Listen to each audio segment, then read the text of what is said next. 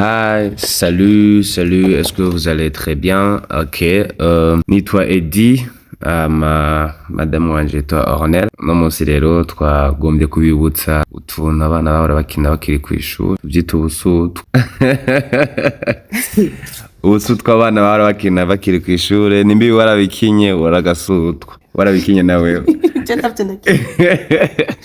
So, à quel pourcentage umuntu agukunda, donc twandika le prénom karaba ujya iprene iri hejuru ni kuvuga ati umuntu akunda wewe à quel pourcentage, hama prene iri munsi ni wewe ukundwa. Nous avons joué avec ma femme, rero nibaza yuko tubaza kura ama pourcentage à la fin umugore wanje ashobora kuba nkunda. Ariko ibyo sivyo. D'après ubusutwa mwakinye mukiri kw'ishuri. Okay, let's go.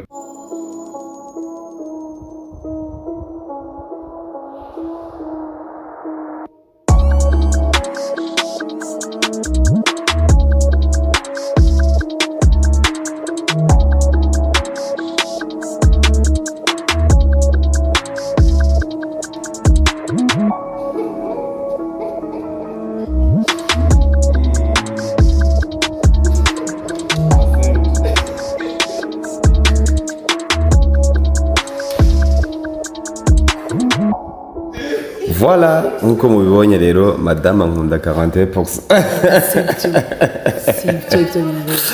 Donc c'est archi faux.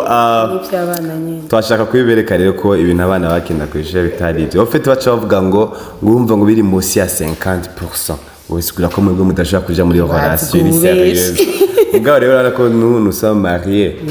Mugabo rero la prochaine vidéo jenzo kwerekana combien ndamukunda cyane sibyo none mugapana muri ibyo tuzora gutsinda ubundi apana muri ibyo ibi nyene oya ciao guys, God bless you.